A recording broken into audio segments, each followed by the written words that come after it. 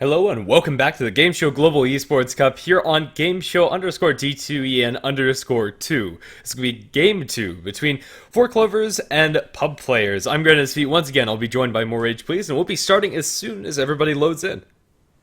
Yeah, should be a good one here. It looks like we are going to be able to hop into the draft. Four Clovers this time are going to have Z Radiant side and second pick, reverse of game 1. But feels like they're pretty comfortable either way that this goes. Some good laning, perhaps, from Pub Players last time, but starved out their Slark a little bit too much for him to really come back into relevance. As soon as Four Clovers got map control in game number 1, there was really no turning back.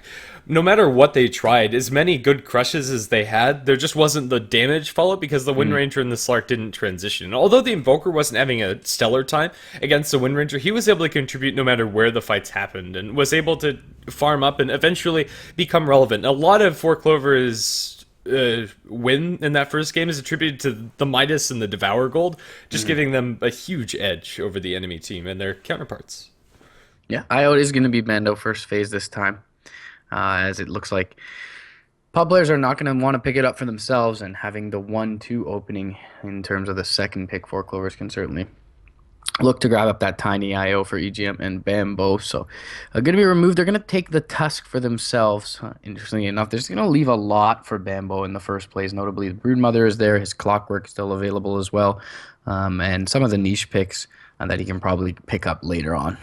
And if not, for one of those more standard openings, something else that Four Clovers have done in the past is not relevant here because they're going to pick up the Wind Ranger and the Slaughter. I was going to say Ancient Apparition and Alchemist as the first 2 picks for them, but they already have a clear plan in mind.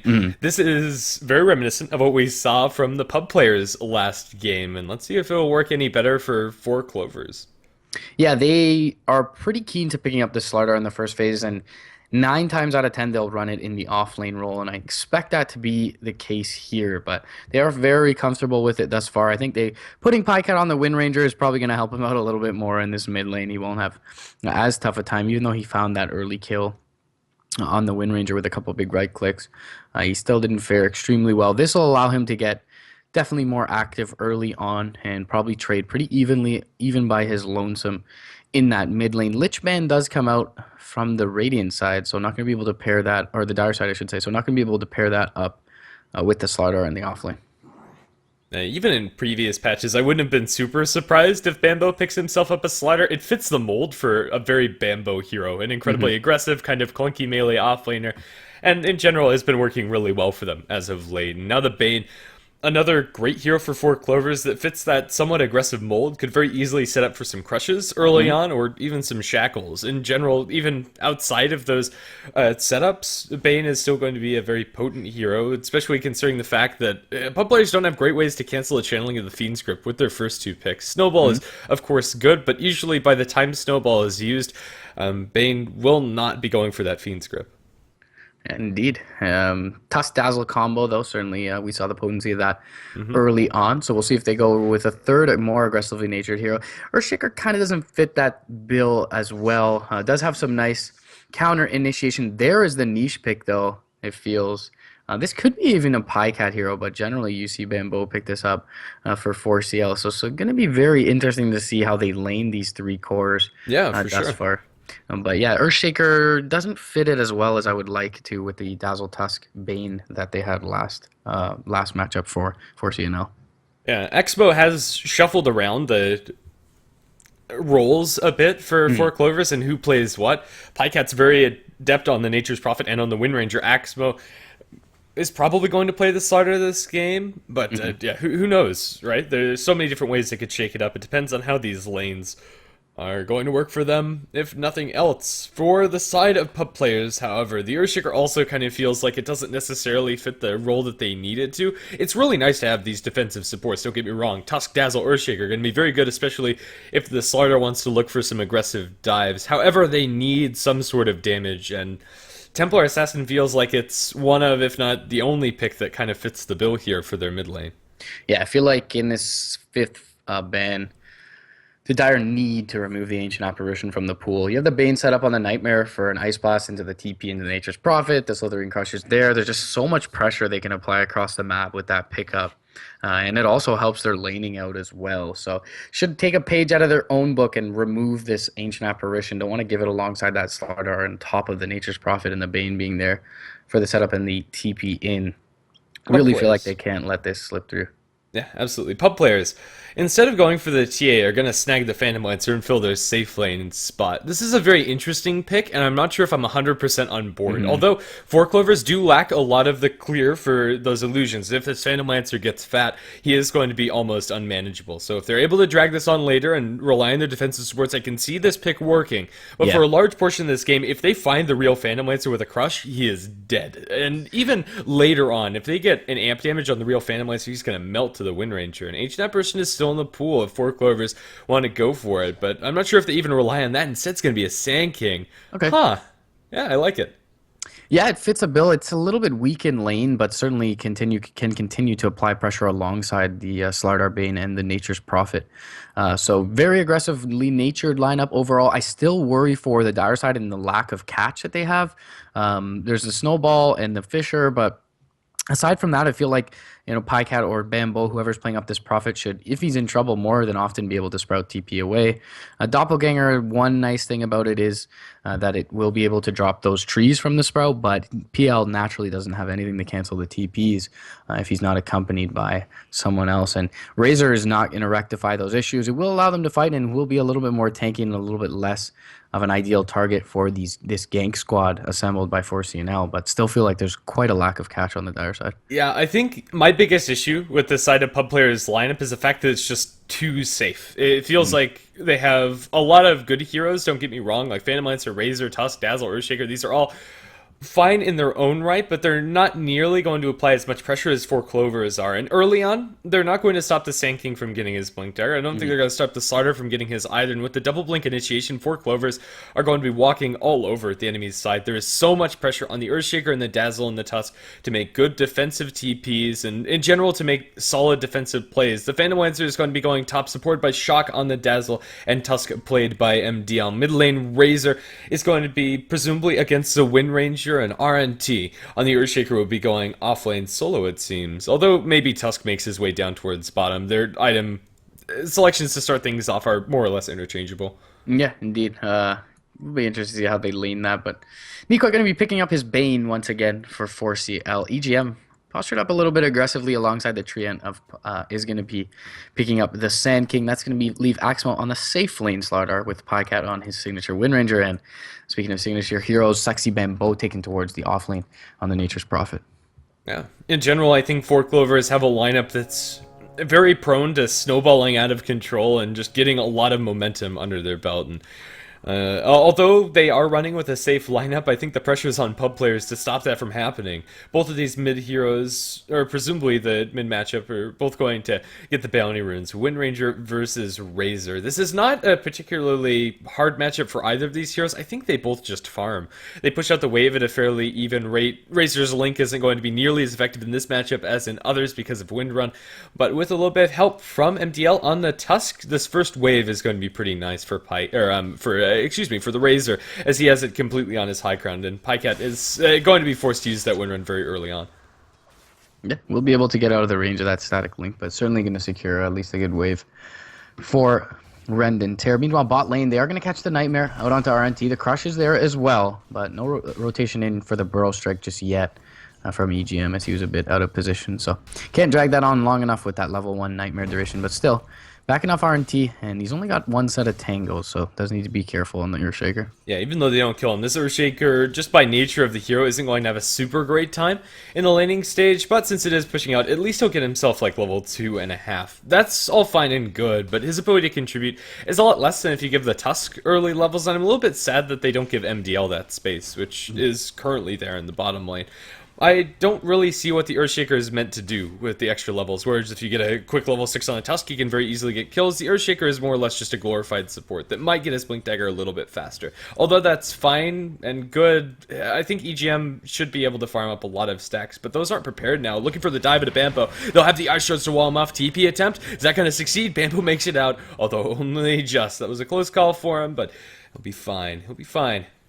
Yeah, pretty deep dive as well, but he has that TP to return back to lane pretty quickly. Mid lane, Windrun going to be popped by Pycat, going to have to outrun that static link and can turn this with a level 2 power shot, but needs a couple of right clicks He's before going to he's try able. for it. He's going to chunk a couple of arrows his way, and the Razor isn't in lethal range right now. And Pycat does need to make sure that he's playing a little bit more on the defensive side. But in general, Pycat's doing very well, even with a little bit of link. The snowball forward from the Tusk is going to connect onto this Wind Ranger, but MTL has no mana for the Ice Shards and ends up just being a little bit of an awkward exchange. Because Wind Ranger's bottle is coming out, that harass means next to nothing. Yeah, feels like even though they dive deep top lane and force him out of lane, that Bambo is finding a lot more than his laning equivalent in the Earthshaker for the Dire side. So it seems like that's boding pretty well. Safe lane farmers are farming relatively evenly, 11 and 4 on the Slardar to the 10 and 1 of that Phantom Lancer. So other than that, doesn't feel like any gaping advantage is being accrued by either side, but the offlane looking pretty good for the Radiant. This feels like a pretty even game, especially considering the fact that EGM is finding a little bit difficulty getting his level 3, but he has some stacks to fall back on, at least in this large camp. The left side of the jungle has been, for the most part, untouched, so that might slow down his Blink Dagger a little bit, but yeah, for the most part, the Sand King is going to have a completely reasonable time. Another stack will be made up to 3. That farm acceleration isn't something that can be replicated by the Dire side, as pub players have heroes that are very bad, if I'm honest, at abusing jungle farm. Razor's okay with the plasma field, but none of his supports, and Phantom Lancer won't do that until much later on. At least not at the caliber as for CNL.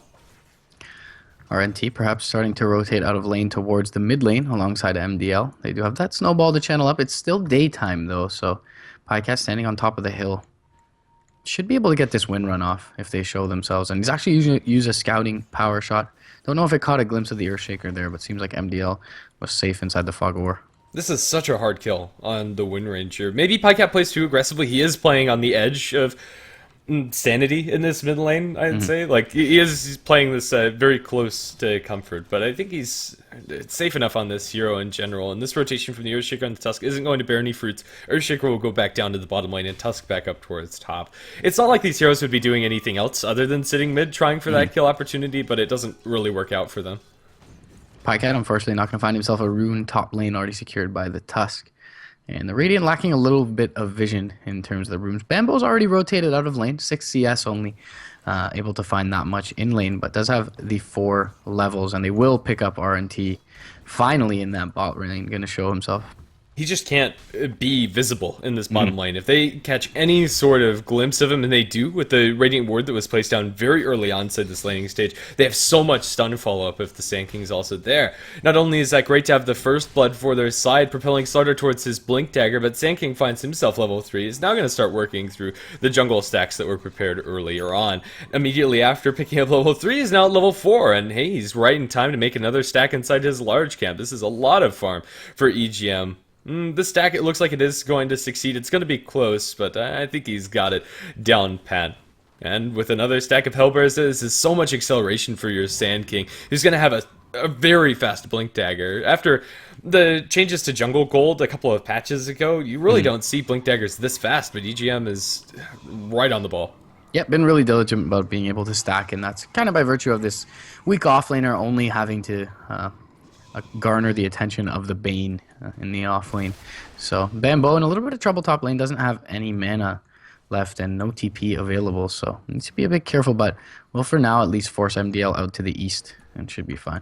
And left alone in the lane, at the very least, Bambo has found himself a little bit more experience because he's able to farm inside the woods, and because he hasn't died, and the Earthshaker has. Bambo's gonna potentially get caught up by Lance to catch vision with the Ice Shards. They're looking for the dive. TP attempt by Bambo is going to be cancelled by the snowball. The damage is there, and that's going to be a return kill for the side of pub players. All things considered, this game is very close to even, but really it feels like this Sand King is a big issue for them, and he's gonna bump into MDL here.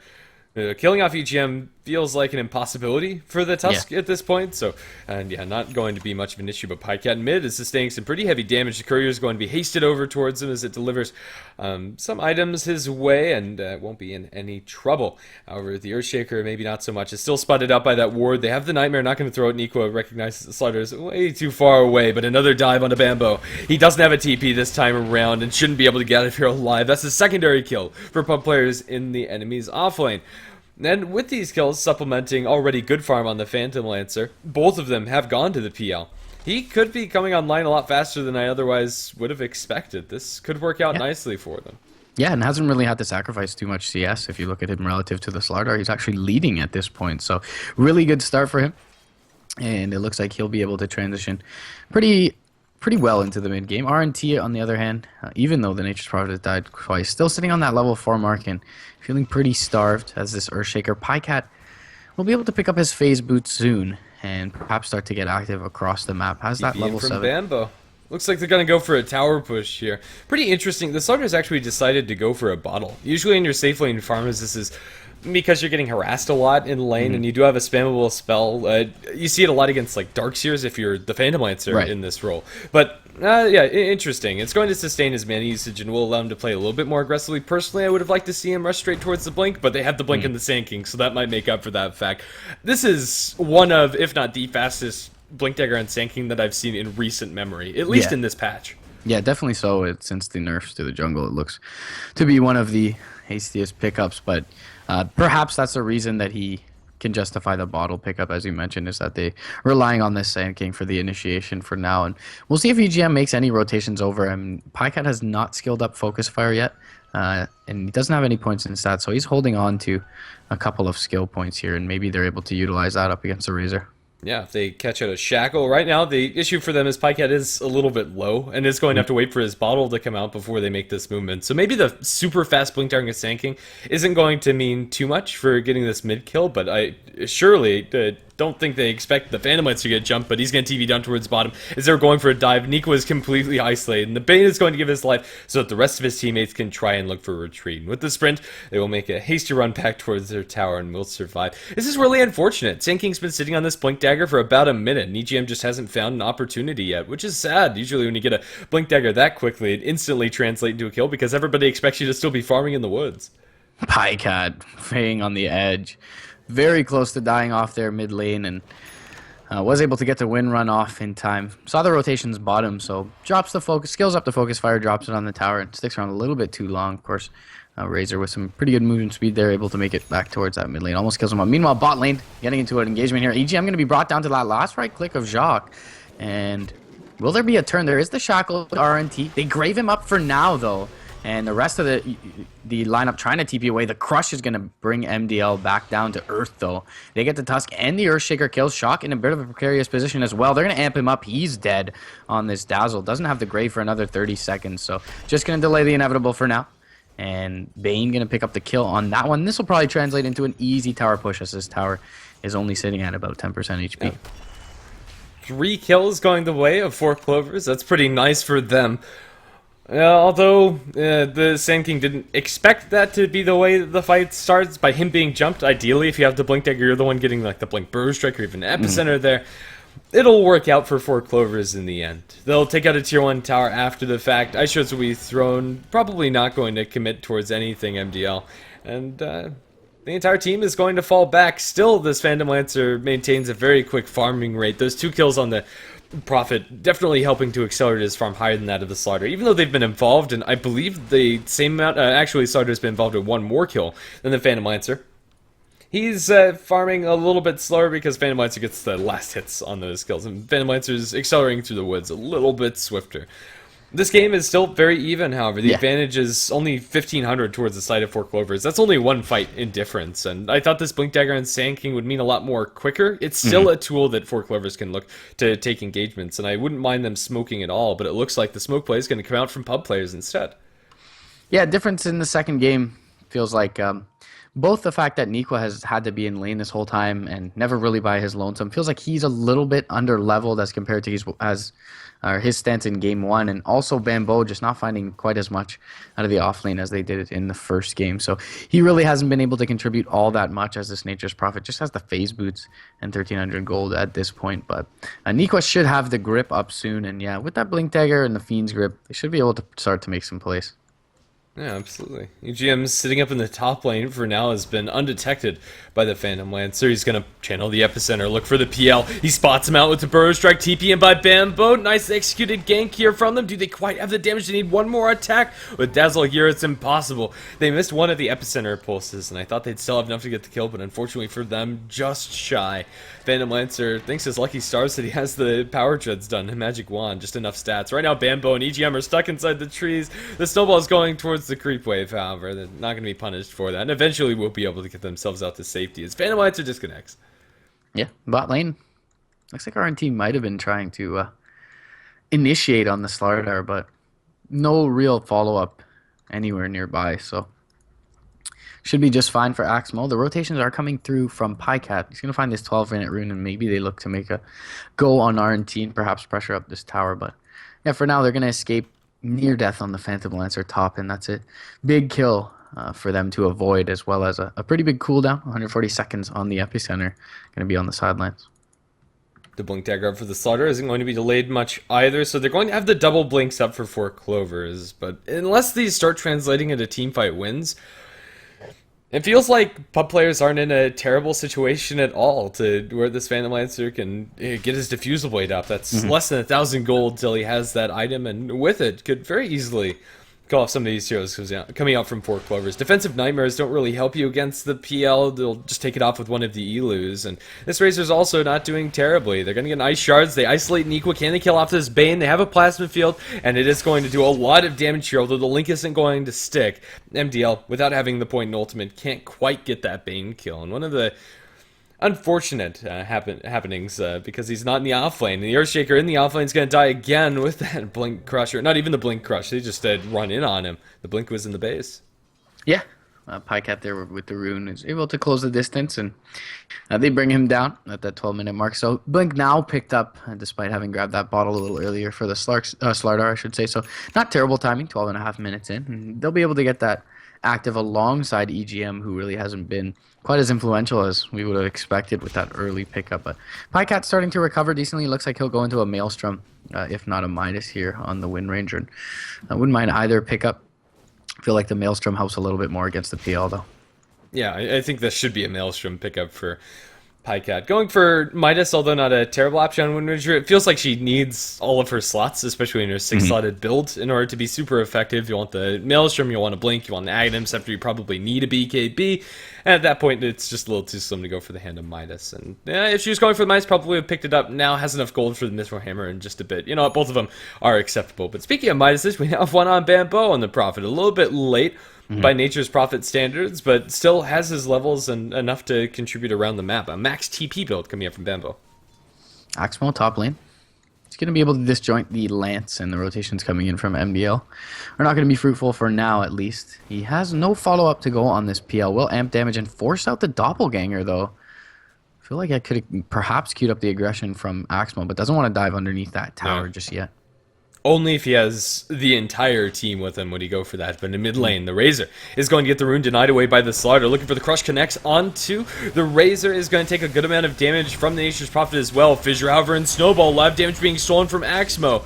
And now the Shackle Throne is going to connect, but won't save Slaughter's life. The power shot is through. Not going to be lethal, but the Burrow Strike is. As EGM's going to jam it home onto the Razor. They're going to get the Fiend's Grip onto RNT, but with Phantom Lancer jumping onto Nequa, the Bane will be dropped. Phantom Lancer gets the kill even with Shock throwing in that heal on those illusions. A 1-for-2 exchange probably favors the side of pub players, if only slightly. And the gold will agree with me there. The big beneficiary of that last trade is the Dazzle, who has a couple of items, but now looking for another one. MDL is going to be caught out inside the tree, shackled towards them. A synergy we didn't talk about in the draft, but it's definitely there. But now Pycat isolated inside the ice shards, and Fissure, he's walled off completely, and heal bomb from the Dazzle kills him off. EGM completely drained out of mana, has no way out, and pub players again are going to find a handful more kills on the retreat. This Phantom Lancer is getting pretty big.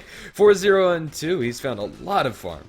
Yeah, we see the benefits of that last pick Razor there. I mean, they all encroach upon him, trying to bring him down while the Dazzle is nightmared up, and they just don't have the output to be able to do so, and he's tanky enough to survive through it, and then they turn the engagement nicely, does pub players, and even find a few kills on the back end of that. So looking really good for them, and as you mentioned, that early Diffusal Blade doing a lot of work for the Phantom Lancer in these engagements. So really well strung out by them. Well played overall. And the Slardar, unfortunately, sprinting towards that rune, did take a bunch of damage from that Eye of the Storm, which was already popped off before they were able to disable that Razor. Yeah. For CL, I think they should probably keep up the aggression. They have the smoked up Slaughter, or invised up rather, not smoked, but he has the Blink Crush available, and the Sand King is also coming around the corner. They want to see if the enemy team are going to fall for the bait that is the Nature's Prophet right now. Sexy Bamboo is playing defensively enough to where it's not apparently obvious. Blink Burrow Strike, Crush on RNT, a little bit stacked however, and the Earthshaker is not going to die yet. Thrown into the Snowball. It is going to go on to Sexy Bamboo. Or is it? No, the snowball was a little bit further back. He's going to survive, but Bambo not quite so lucky. The Phantom Lancer goes on EGM now. Burrow Strike will stun up the PL, but EGM continuously chased, will die. A little bit too aggressive there from 4CL, going for that tier 2 tower dive. And they're not entirely out of the woods yet, although Sprint Slaughter is going to buy him some space. In mid lane, the damage drain is going to be onto the Wind Ranger, with the Maelstrom still doing damage even through that damage drain. With the jumping from Slaughter, will get at least one return kill, and a very high priority one for 4CL. Yeah, it was only a level 2 Link as well, so only 77 damage by the end of it. And a nice turn there, mid lane. Yeah, RNT! Crush! And now the Earthshaker is going to be smacked down by the Slaughter. One more. There you got it. Yeah, and he completely overlapped the stun top lane, which really didn't bode well for their engagement. But they find a couple kills off the back of that. And tier 1 probably a little bit too healthy mid lane with the focus fire on cooldown for the next bit for them to be able to take it down. But maybe they put some chip damage into it as well. Yeah, and maybe a little bit more than that. They're going to bring in some backup. The epicenter is available for the Sand King, so even though this push is slow, they have a fight scary enough that might make pub players think twice about going for a wholehearted contest. So we drop down, at the very least, below half of its HP. But while all that's happening, Sexy Bamboo gets some space on the other side of the map, and he's going to get Maelstrom of his own. Looks like one on the Wind Ranger, one on the Nature's Prophet. Definitely not a terrible item to stack up, as 4CL are still laying in wait for a jump in mid lane. The Bane and the Sankey are on the high ground. They're TPing in the Phantom Lancer to the front lines, and there's no angle. The denial will come out from the Dazzle on the tier 1 in mid.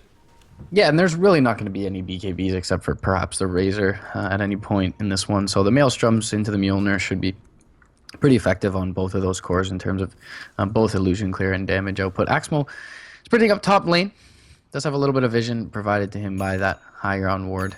And him and EGM and Nikwa all going to disengage on this top lane, allow their cores to farm up a little bit more. As they continue to keep this bot wave shoved in, they're going to garner the attention of at least the Earthshaker for now.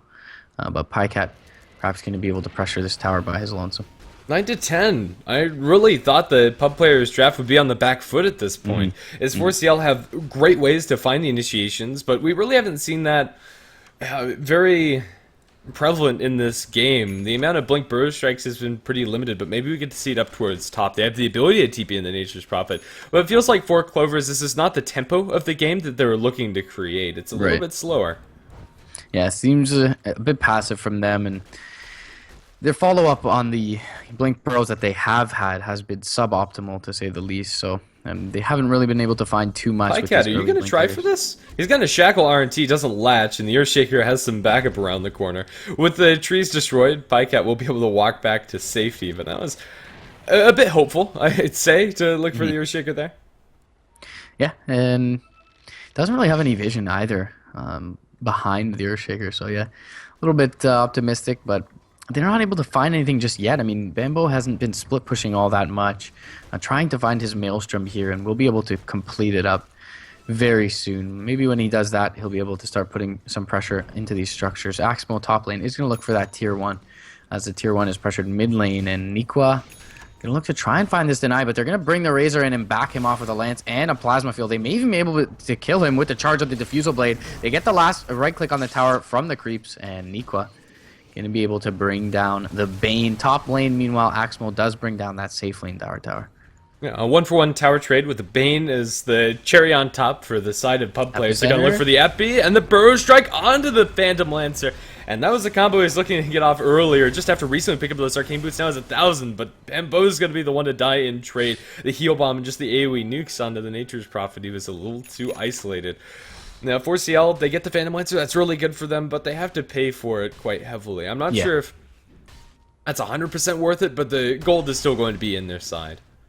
Yeah, I mean, EGM doesn't need all that much in item progression, so perhaps it's worth it in the sense that Sexy Bamboo needs a lot more, and they're able to bring him down, but it's still a nice kill on the PL. He overstays his welcome perhaps a little bit too long. They get the tower and the Bane kill. He needs to back off and not farm that wave there, so EGM punishes him for it. Meanwhile, Pycat looking to shove in the top wave, but doesn't find anything on this tier 2 just yet. So yeah, still feels like pub players well within this game right now. Very, very modest lead in terms of the metrics for CNL.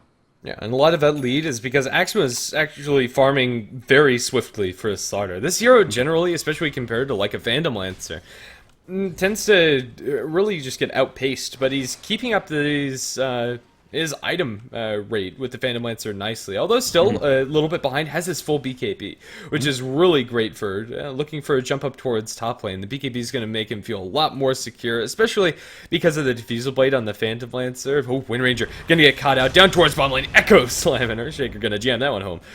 Poor Wind Ranger just caught out in a corner with 3 enemy heroes. What you going to do? Yeah, well worth the kill, especially considering kind of the style of play that 4CNL are committing thus far. They really haven't grouped up for any 5-man engagements, so certainly is a nice pickoff for them. And the PL is going to be farming across the map in the meantime and going to be able to stymie this push committed mid lane by Bambo. EGM not pushing quick enough top lane, really not going to garner any attention from the dire side, and they're going to be able to try at least to bring down this Radiant tier 1. In terms of the TPs, Radiant only have 1 available on the Slardar and the Nature's Prophet.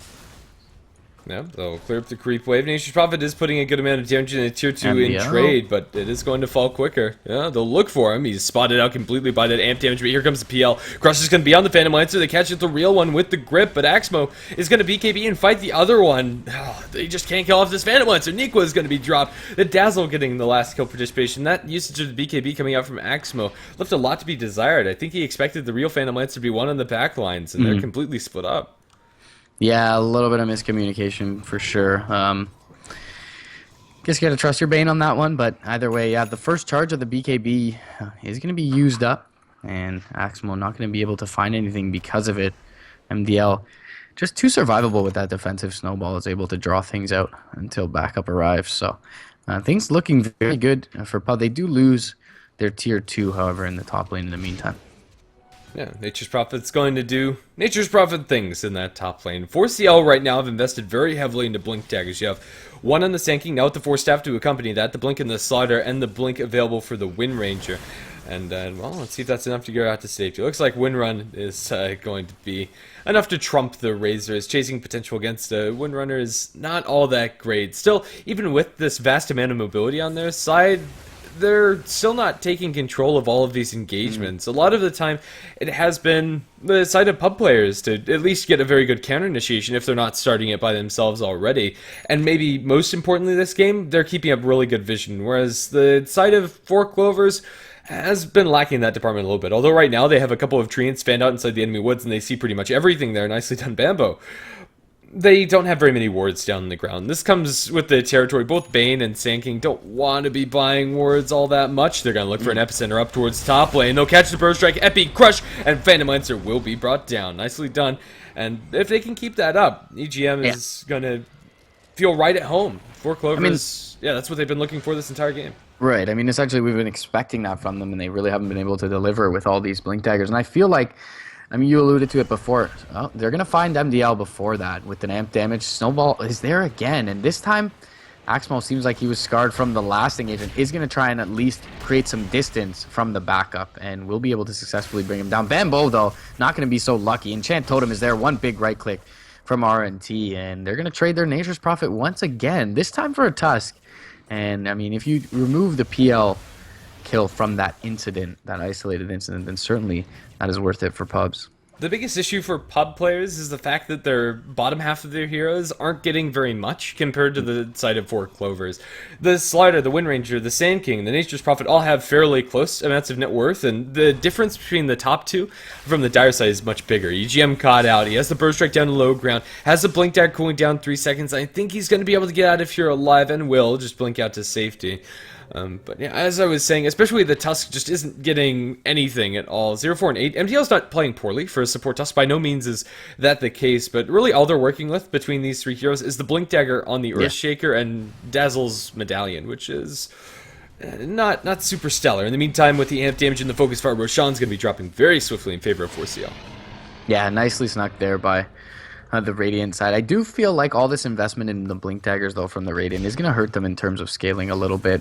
There's a lot of counter initiation potential with the Earthshaker Blink Dagger, the Grave from the Dazzle, the defensive Snowball, and the Doppelganger from the PL. So if they don't get the burst and the follow up like they did top lane on that last kill onto PL, if there are any supports nearby, it feels like all that net worth invested is going to be kind of not really helping much in the team fights. And meanwhile, there's a Diffusal Manta and 1,000 gold on this PL. So a lot more firepower in his item build than with all these blinks on the Radiant. Yeah, and he's going to be going towards the Scotty next. Once this Phantom Lancer has Scotty, he's going to be much harder to deal with. He has so many different ways to purge off the amp damage that, although in theory that's a really good amount of DPS onto him, it's only if they're able to connect with the stuns, which, granted, very well might happen, especially in a second with the Blink Burrow Strike landing very nicely with the follow-up Shackle and the Crush. He's dropping like a rock. They get a Fiend's Grip onto Shock. They'll bring down the Dazzle, but with the Shallow Grave, the Phantom Lancer is going to fight to his death, but it will be just that in a couple of seconds. 4 Clovers find themselves 2 pretty free kills. Yeah, I feel like we saw it there. Like, if they have any other hero there, if they 5-man, that this pickoff potential isn't as scary, and perhaps that's what around the Razor with the SNY and the full Manta on the PL, it's what they need to do at this point is use up their cooldowns like this Echo Slam. EGM could actually miss the burrow, and he's going to get caught with a Fisher. They're going to dust him up and actually just back off for now, expecting more backup to come. Axmo going to get fogged up, and the shards will keep MDL safe for now. But they are shoving in this mid wave with Bambo. Yeah. Their actual tower damage isn't all that great. Nature's Prophet's gone for a build that's fairly good at split pushing, but not in the sense of actually dealing tower damage. It's already so low, however, it probably won't matter. They'll be able to take it out even with the Glyph of Fortification being popped. 4 Clovers are much more willing to fight in this situation than pub players because the Earthshaker just isn't close enough. They're going to TP top. They want to catch out this Razor. He was going for a little bit of split pushing action there. Won't happen. Just going to be 2 kills in a tower for 4 Clovers. Completely reasonable for them, although this Razor still isn't getting out of here cleanly. If he tries to go for a TP, there's a Blinking Slaughter, there's a 4-stabbing Sand King. 4 Clovers are moving through this map so very quickly. Look at the amp damage onto the Razor. They spot him out, although the epicenter is almost completely whiffed. Does it even matter? Follow Burrow Strike onto the Razor. Maybe it does! The turnaround from the Earthshaker is insane! Wind Ranger was nowhere close, couldn't have helped. They're wiped. The Razor was able to steal so much damage in general. It's fairly tanky. 4 Clovers were not prepared for that amount of counter initiation. And this is exactly what I'm talking about when they aren't able to burst down a target. That all that net worth invested in the Blink Daggers, which were both canceled by that Plasma Field, both the Sand Kings and the Slardard's Blinks were canceled very nicely by Rend and Tear. They have nothing left in these fights. They really need to get in and immediately accrue a numbers advantage. And when they're not able to do so, the counter initiation potential is very real from the Dire side. Yeah, and a lot of that comes down to the fact that Wind Ranger wasn't involved in that at all. Pycat was on the other side of the map. This is their Aegis carrier, as well as one of their biggest burst damage heroes. The Focus Fire is one of their greatest tools to find that 4v5 scenario, and it just wasn't available. Yeah, so 15-19 in favor of pub players is your score. At about the 30-minute mark, and with that Aegis on Pycat, as you mentioned, that unfavorable engagement is going to delay out this window that they have to really create some pressure. They do get that tier 2 bottom, so they've removed all the outer tier towers from the Dire side from the game for now. So at least they get that much, but in about a minute, the Aegis will expire. Yeah, 4 Clovers have still a slight advantage when it comes to net worth and experience, but it doesn't feel like that inside the fights. Even with the limited amount of farm that they're finding on these supports, it's enough, really. This Earthshaker in particular is doing a lot better than I'd expected he would. They got the Blink Dagger a little bit faster because they do give the room to RNT in the offlane. Although it does come at the cost, of course, of the Tusk's net worth. He's also going to have a Blink very shortly, and it looks like they might be looking to pick a fight down towards bottom lane. Or at the very least, preparing so that the Phantom Lancer is able to split push freely. They're going to crush. This might be baited. Exmo is not going to be caught out by the Fissure and has since backed off. If they fully committed, that could have been disastrous for 4CL, but they'll smell something fishy. It's just going to expire here very soon, however, and really no objectives left on the map for Bambo to find. So perhaps it's on 4CL to sit back and find their next item before they engage. Axmo in a little bit of a risky position at this point, but does scout them out D-warding. So should be just find a blink away if need be. Does have that BKB as well. Yeah, BKB should allow Slaughter to posture this aggressively, but if this aggressive posturing doesn't find them kills, it doesn't mean much of anything. Hmm. Although the KDs coming out from Force Yell are by no means bad across the board. Maybe Bambo's the exception. He's still finding the farm. It's not translating into big team fights, and maybe even worse, is not translating into high ground pushes, which is something that they need to have happen before this Phantom Lancer reaches his 6-slotted status, because once he gets all of his slots up on this PL, he's going to be very hard to manage. He's naturally very maneuverable, and once he has the stats to back that up, it's going to be very hard for them. Pycat, however, with the Invis rune, might find a Courier, might find a Dazzle. Right now, he hasn't found either of them. Pycat doesn't have the vision yet. The enemy team doesn't spot him out either. Yeah, he's pretty deep behind enemy lines here. I think he needs to be careful. His invis is going to expire very shortly, and the Manta should be able to scout him out briefly. It is nighttime. Doesn't look like they spotted him. Yeah, he'll be able to make it to safety. And reconvene with his teammates top for now. Meanwhile, Bambo farming up the Ancients, and Maximo farming up the Radiant side, so... Game gonna stagnate for the time being, but the Scotty is to come out pretty soon for this PL. He's got both ultimate orbs ready and the Orb of Venom, so just needing that point booster. And could even sell his Aquila up for it if need be. Yeah.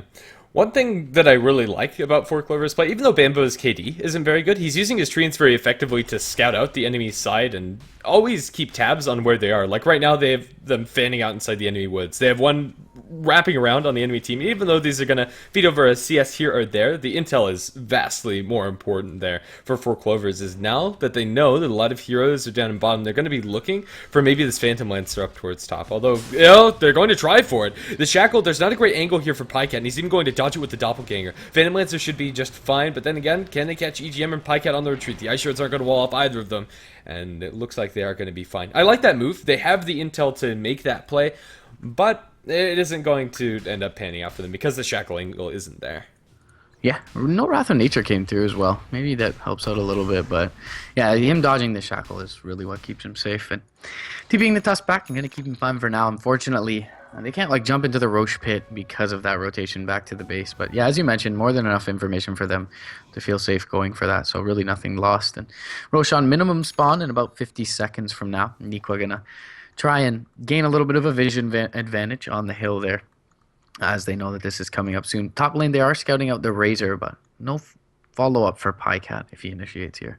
Yeah, and I don't think he will. For now, this is a very delicate situation. Both teams are getting some pretty major items. For the Phantom Lancer, that's a Scotty.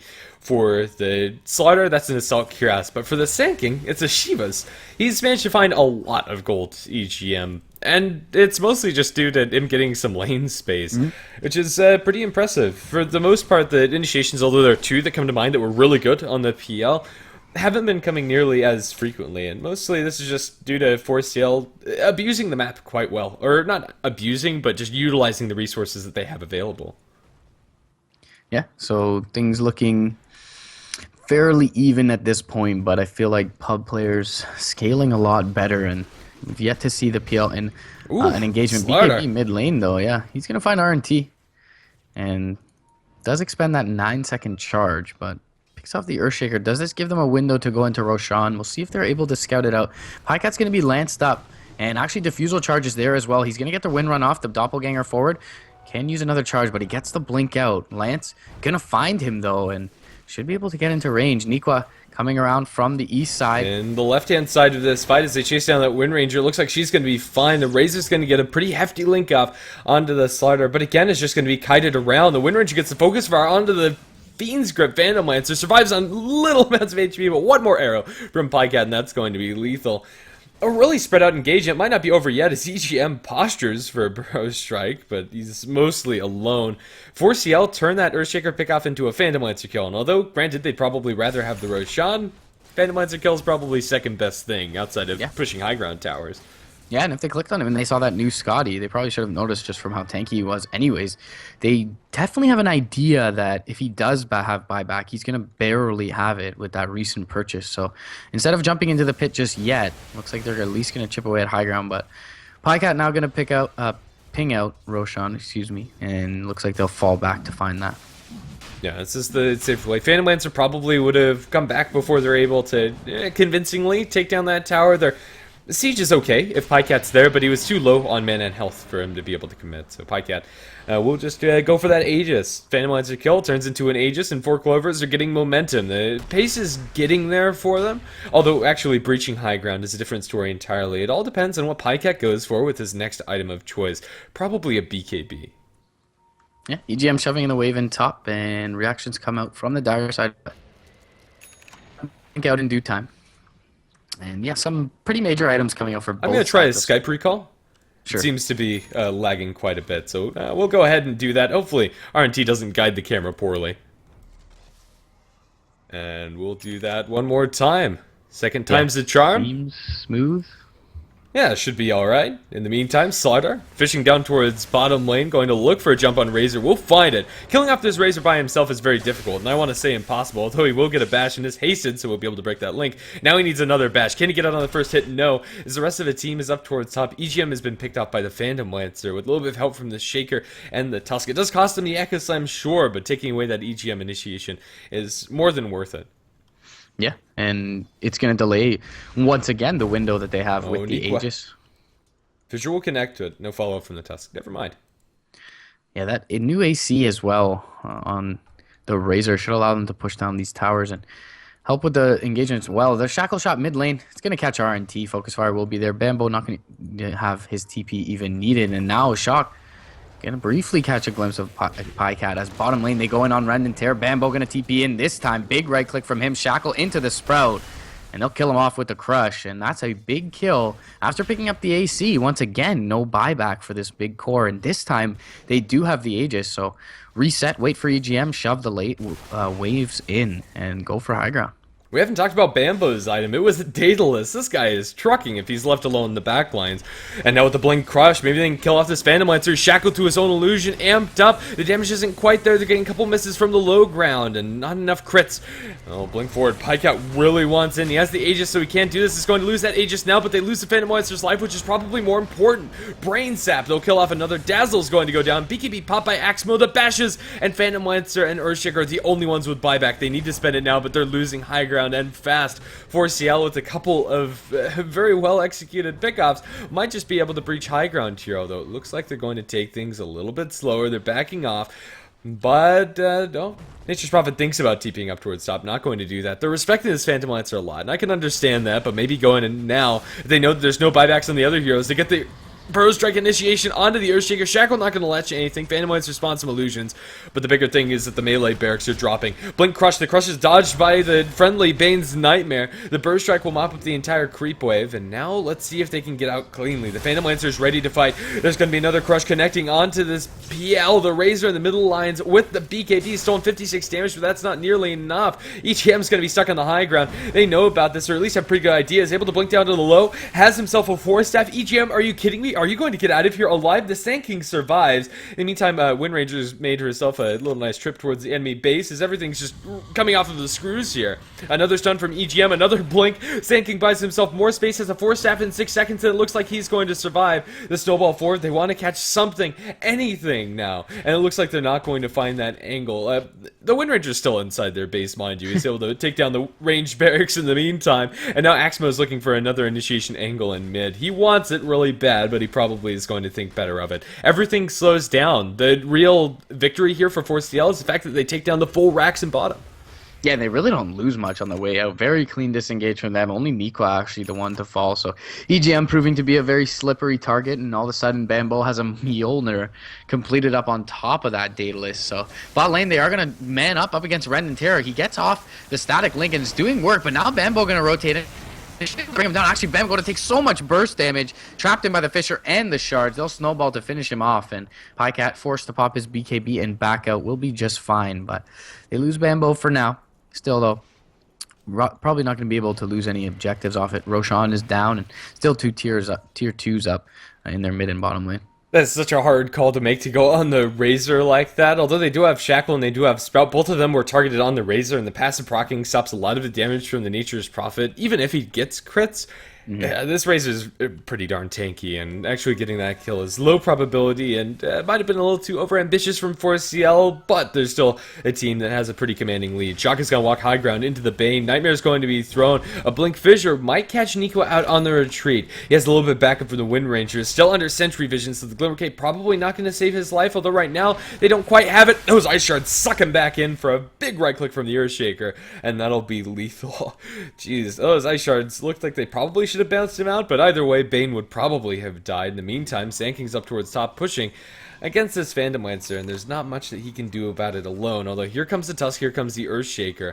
They have dust on the Tusk, but I think the Sand King has already shown how mobile he is. They're going to dust up the Sand King. Force Staff, EGM has to blink out, and he's just buying time for Slaughter to jump on the Earthshaker. Bashes him down, and the Sand King is fine. Walrus Punch will cancel the BKB TP from Axmo. The Slaughter is bitten off more than he can chew by himself. He needs some help from the allies, and there it is. A double Burrow Strike from EGM. And the Nature's Prophet's also around the corner, but maybe it's just enough to get them out of here.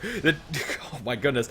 Bambo is getting messed up by that Eye of the Storm. The right clicks from the Razor. Axmo still running away, gets earned up by the Tusk, but can't quite finish the deal. Onto Axmo, Burrow Strike, onto MDL, Epicenter. They're not going to spare any expenses killing off this Tusk. One right click from Nature's Prophet, a sexy Bambo gets the boop to get that last kill. And for CL, it's a bit sketchy there, but it ends up working out for them.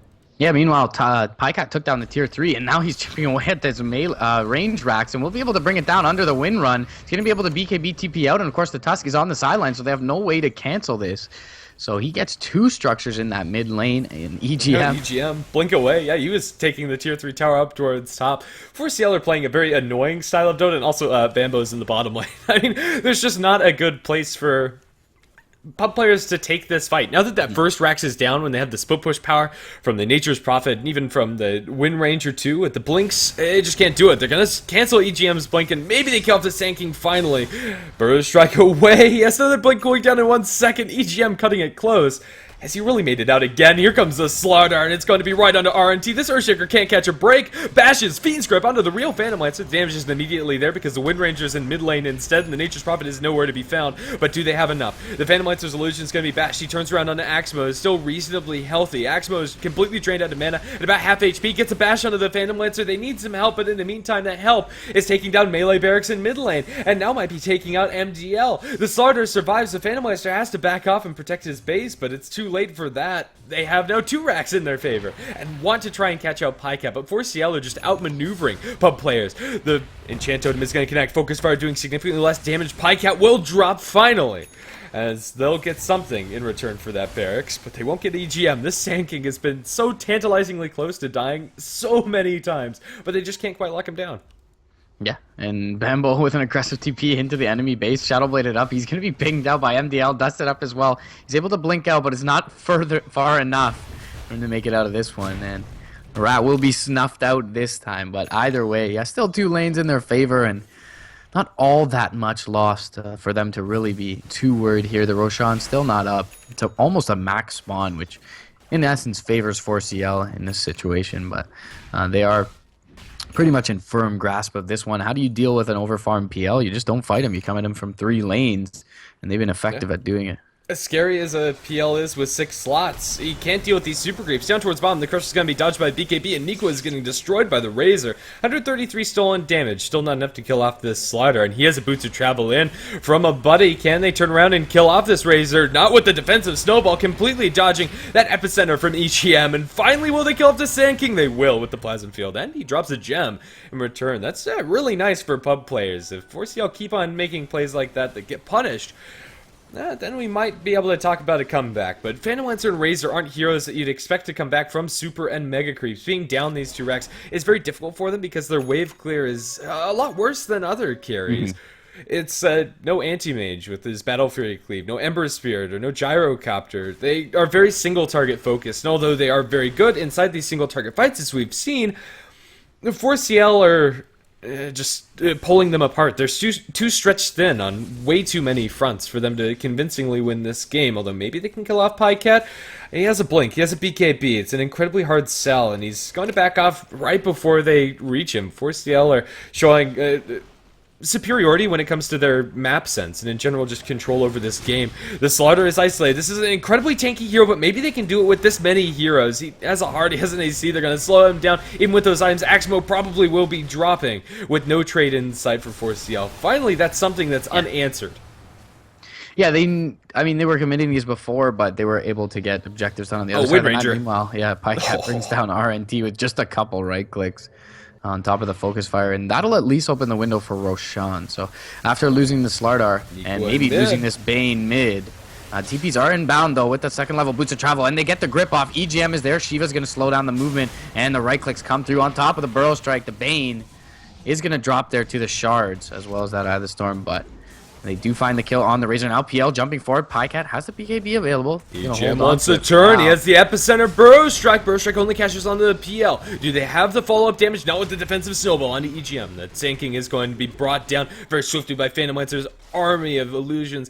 And now Pycat looking to make this a little bit more even as he tries to focus down MDL. But another trade for 4CL that, although is still favorable for them, is more favorable because they have a Nature's Prophet that's putting some damage on this tier 3 tower. They need to back off and can't get anything, even though Roshan is up, and ideally they'd love to have that second life on the PL and have the cheese for presumably the Razor. They're losing structures. Tier 4, the bottom tier 4 is going to fall, and the tier 3 in top lane is less than half HP. This is such a hard game, even with 4CL playing the last couple minutes of this game a little over-aggressive, I'd say. Doesn't matter. Now they're going to look for a potential focus fire into this tier 3 tower. Pycat's mowing it down.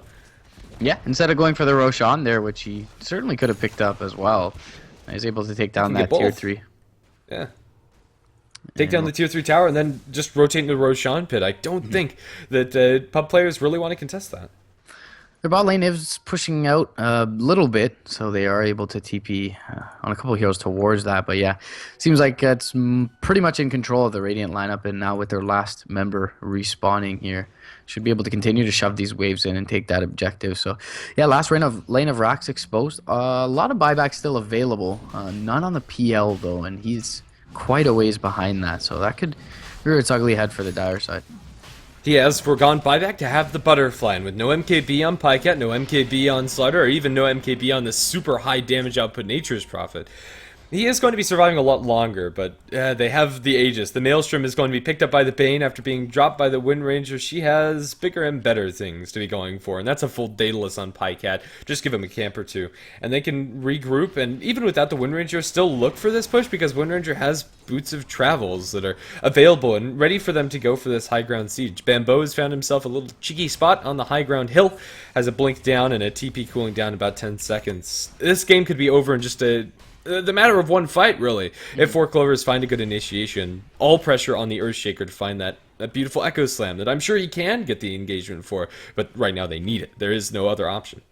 Yeah, there's going to be a lot on both the Earthshaker and the Dazzle in this one with the Graves, so a lot more firepower available to the Radiant at their disposal than has been in fights past, and that's kind of why they've had to drag it out and stretch out the Dire side thin, but mid lane, they're going to catch Axmo, and not being near your teammates is going to be really detrimental this time to their ability to push. He gets the BKB off. He's going to be right-clicked down, though, by the Razor. And how much do they get done in terms of the structures? They do get the range racks, but not the melee, so not quite mega creeps. And EGM is going to be scouted out to the north. He tries to Shiva's up, but will have his blink cancel with that plasma field. And Sandcake should drop here. Hopefully they don't chase him too deep, though, and they are going to keep the PL and the Earthshaker by their melee racks, protecting that up. So Axmo going to get caught out mid, and that's going to at least delay this mega creep acquisition from 4CL.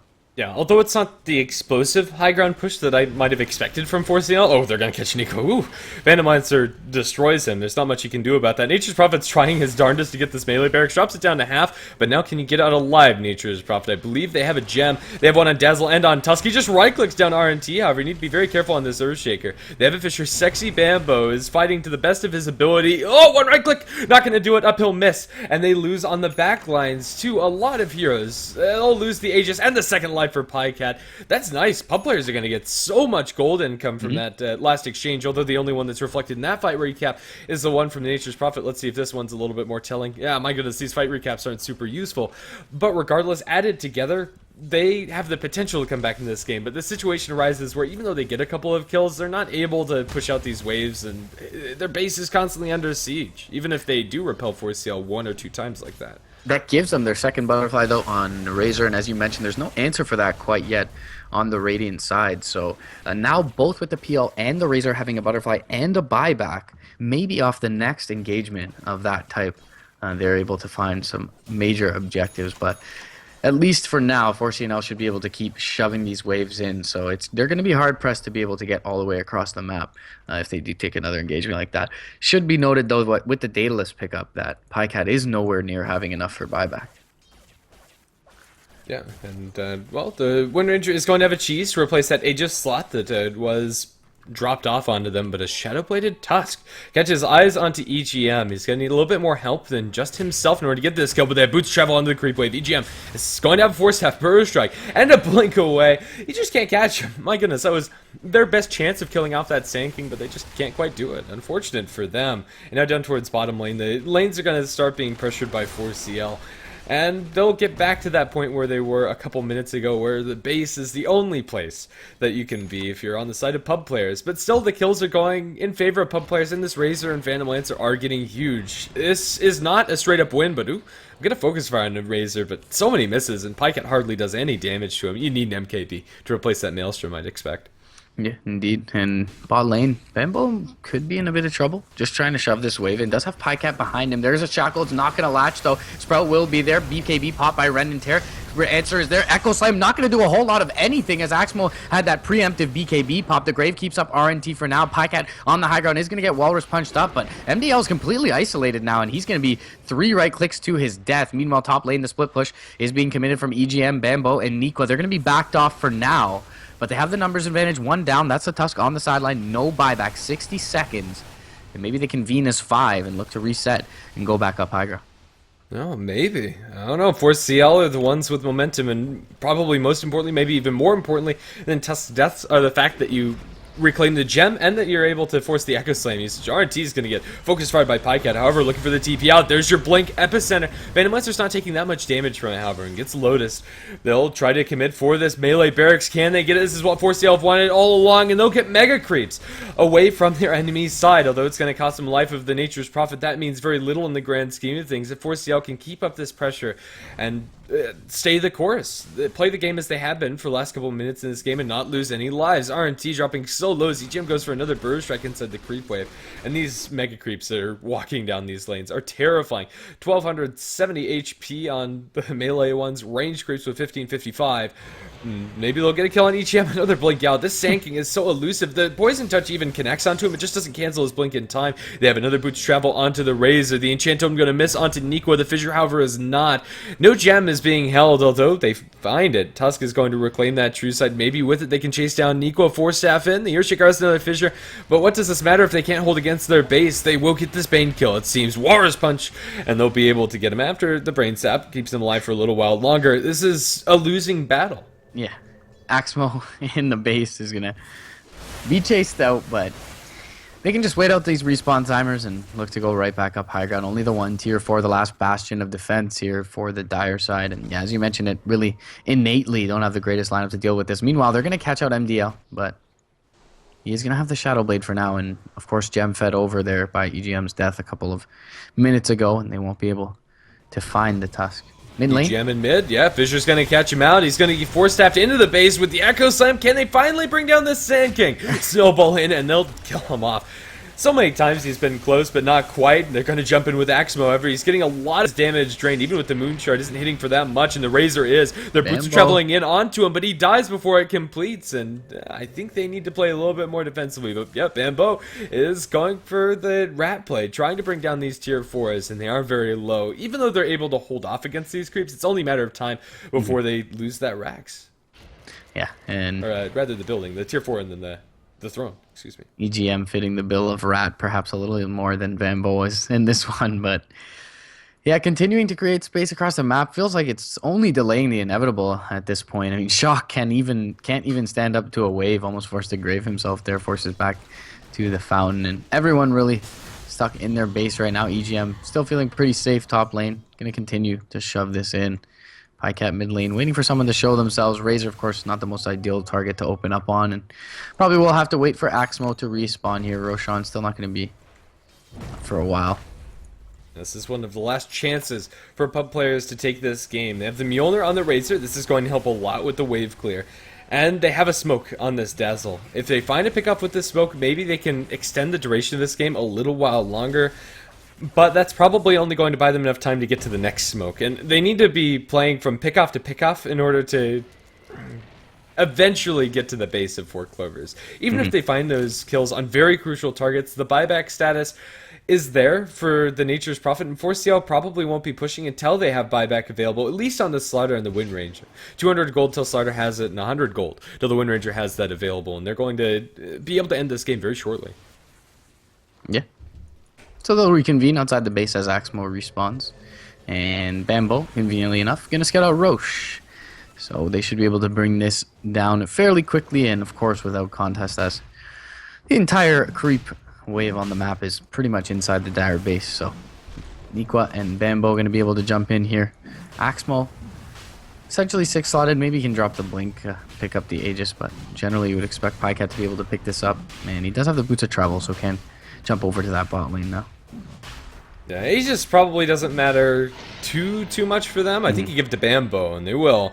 He's, what did he actually drop for that? He gave his Aghanim Scepter to Nikwa. You can switch that over, pop the Nature's Wrath when you have it available. For now, without the Nature's Wrath, I think he'll be much happier with a second life. But maybe more important is the fact that they have a double damage on this Slider with Moonshard, AC. Like, this is a full 6-slotted Slider, although maybe the Vlad's is replaceable. Right now, they're going to be going for it, and they're already having difficulty just against just these Mega Creeps. Yeah, Pycat over by the Ancients needs to TP in, and probably will do so on top of the initiation, but is walking over. Does have that Blink Dagger as well to close the gap, so should be the last stand for the dire side, and all the waves shoving in more or less simultaneously at this point.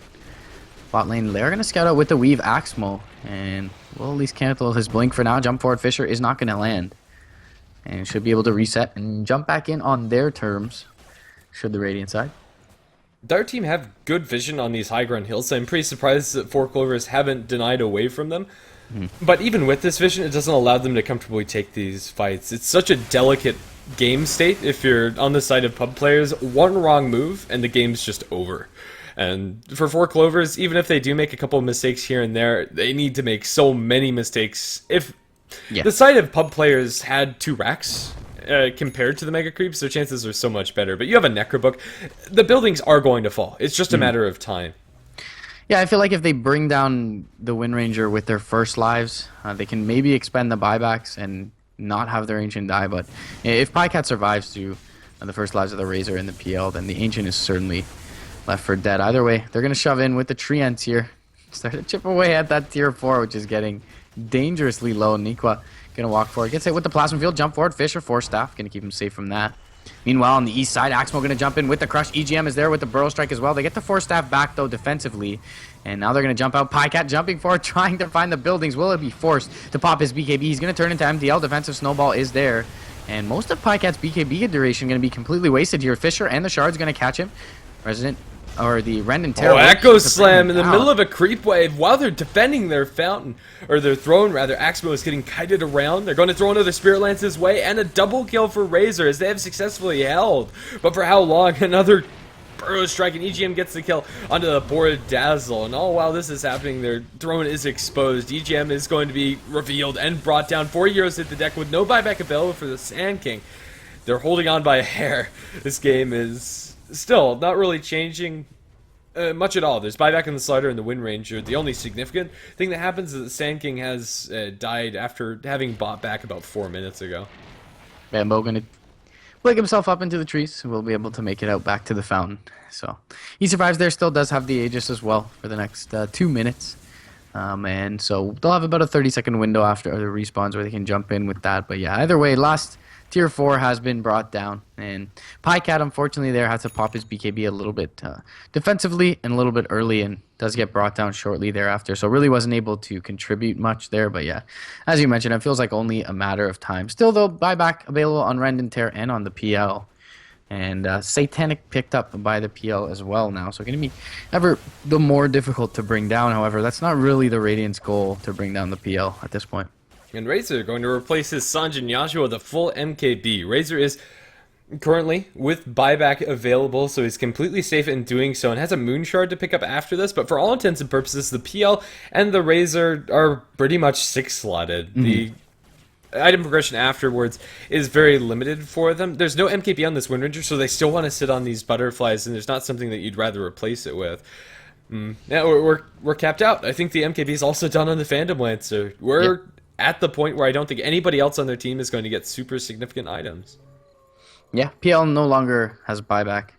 Renders him unable with that purchase, but he feels more than tanky enough with the Satanic at this point that he should be able to sustain any burst. And as mentioned before, I mean, the Radiant really aren't going to focus on bringing him down unless he's really obviously out of position. So it's going to be a tough go here, and we'll see a very tall order to fulfill. But 60 minutes in, certainly a valiant effort put forth thus far from pub players. Yeah, absolutely. Pub players are sticking in there, and it's showing their colors. If they were able to pull through the fights like they were after losing the first and second barracks inside this game earlier, like before those structures were pressured, they would be probably winning this game right now with the execution coming out from them. Still, for Clovers, they shouldn't lose this game. The chances that pub players come back into this are very slim, but the possibility is there. It's so hard when you're dealing with Boots of Travel buyback on the enemy team, though. Right now, the only heroes that don't have buyback, the Sand King, Nature's Prophet actually buys something. He's going to have that not with his person for a little bit of gold, but, you know, in the grand scheme of things, 50 gold is effectively there for Nature's Prophet. That's 1 or 2 CS. And now has his full 6-slotted build near enough. So what's the play from the Radiant side? Do they wait out Roshan at this point? Do they just continue to shove the waves in? Is that the safest play, I feel? You've been doing this for so long already and waited for all the Roshans previous. I don't think that this state is any different for it. Why not? Yeah, seems like a little bit overzealous if they want to jump in first and maybe a bit over anxious. But Axmo gonna walk up high ground. Do some scouting with the tree ants. Those will be cleaned up pretty quickly here. As will more or less the rest of the creeps. Necro unit's going to be focused up with the Walrus Punch and brought down. And yeah, just continuing to choke in the dire side to this base. And seems like only delaying the inevitable is the dire side here, but no give in the haste road. Going to be picked up by Axmo. And Roshan, I believe it was 5 minutes, just 30 seconds ago on that spawn. So still going to be a little while there. All it takes is one misstep, one initiation coming out from 4 Clovers to end this game. But for now, that constant flow of Treants and Necrobooks is going to mitigate the weakness of being against these Mega Creeps in the fact that they're giving you less gold. Although these Mega Creeps are still very hard to deal with, they have, especially the attack speed on the Razor combined with the Mjolnir to combo it, and just Phantom Lancer's natural damage output is pretty absurd when you get 6-slot, and he has the illusions to leave out in the lane. This game state has been about the same for at least 10 minutes now, it feels, although there were a couple of chases here and there, especially on the Sand King. For all intents and purposes, nothing is different. We're just waiting for Roshan after Roshan after Roshan, and we're going to have the next one up in a minute to 4 minutes or so. We'll see. Yeah, I feel like it was closer to the max spawn when the overlay came up, but either way. Oh, EGM. Might be in a bit of a pickle. He has the Burrow Strike and he has another Blink, so he has found himself quickly out of that pickle and inside the trees. Where is the Jeopardy theme song when you need to jump forward? Slip Crush is going to find MDL, and they will be able to bring him down with the Burrow Strike. He does have the buyback available, but that's not something that they were really willing to give away before they even enter the base here. And we'll see if the Radiant, this gives them enough confidence to go high ground without that extra life. Yeah, the bigger issue for them is the fact that he was holding onto a gem, I want to say, when he went down, and now that's controlled by the enemy's side. Both teams do have that true side. Buyback by the Tusk. They don't want this game to end now. They want to stick in it. The trees are going to be swarming Dire's Ancient, but right now none of the big right-clickers are actually focusing down that crucial structure. Here comes the blinking by Pycat. Epicenter Burrow Strike's going to be on the backlines. Can they buy enough space for Pycat? He pops his BKB, but it is dropping. The right-click damage is huge, and it's going to go down. Echo Slam towards the north. They bring down the Nature's Prophet. These heroes have buyback, but they're holding. The dieback on the Tusk might be a little bit concerning for them, but they've peeled off these creeps off of the base, and Axmo just can't quite do it. He's stunned up. A Burrow Strike will bail him out for a little while longer. His RNT should drop here. To the Sandstorm, damage not quite. Earthshaker makes it back home within inches of his life. EGM's going to get linked up. Forced to have out MTL. Brackets inside the chat as EGM gets the Burrow Strike out. They're doing it. If only just. The Ancient's about half HP, but that's going to respawn if they can ever peel these Mega Creeps off of it, and they will. Pycat jumps in, BKB win runs, right clicks the Ancient. About not even 2 seconds into his focus fire, they popped the glyph, and he literally, it seemed like he just took his hands off the keyboard and just kept right clicking away into the fortified Ancient. So maybe he's able to bring down a backliner if he refocuses, but yeah, either way, feels like getting a little anxious is for CL here. BKB popped somewhere. By the Razor, he just sold this BKB. Ah, okay. Might as well get the value out of it, right, before you... Value BKB usage. Oh dear, looks like he wants a Satanic of his own, I'd say. Yeah, would be a reasonable choice, for sure. Against the Mega Creeps, don't know how much Heart will help, but...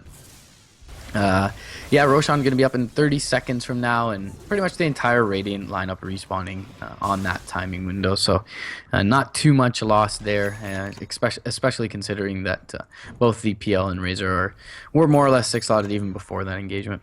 They do get the Moon Shard up on the PL, though. Necrobook Slardar, or at that point in the game, okay? We have the Courier, I'm sure, that's going to be holding on to this Necrobook. Maybe he just replaces his Vlads outright with it, who knows? But, yeah, he's going to replace that the Vlads with the Necrobook, and we're just going into full... We don't care if we lose heroes as long as we have buyback. Glyph is down, right? Yeah, so. we're going into your base, and Glyph is going to still be down for 2 minutes 50. So, should be more than enough of a window. We'll see if they even go for Roshan at this point, or just... You know what, Glyph is down, guys. Let's do it. YOLO, yeah, and see if they find anyone. I mean, this dire Observer Ward on the cliff has been up for a while, and I feel like this is a fresh one, but they haven't dewarded it. You mentioned it earlier. So they are pretty well aware of which way the Radiant are trying to move in. Mid lane smoke is going to pop on the Treants, and Pycat not willing to jump in. In the top lane, the smoke's going to pop on the Earthshaker, Fiend's Grip, Echo Slam, or not Echo Slam, Epicenter, and pretty much everything will be dodged by the Tusk Snowball, but the Ancient dies! It doesn't even matter, they got to focus fire all in the meantime. Slardar dancing alongside the Necro units there, easy pickup on that. Look at him go. Yeah, Necro units, MVP inside that game, but it really does show pub players are a worthy opponent since they're able to hold so long inside that game. But my goodness, I've never seen Slardar dance like that. You know what? The game's over. I'd be happy too. Well played, 4 Clovers. You got yourself a 2-0 victory.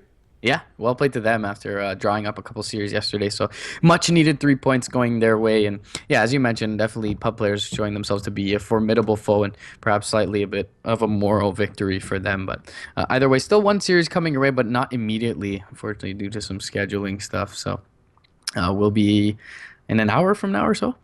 Yeah, give or take, maybe a little bit longer. Thanks for tuning in. For now, we're going to have a series from the Americas. I believe it's T-Show versus, I can't remember who they're playing, but it'll be T-Show against somebody in their group. And let me find that information for you. Dialcom will be their opponents. And that'll be at 2 CET. Be back here. I'll be GrandasV and might be joined by more Rage Please. You can find us on Twitter at GrandasV and at MRP Dota.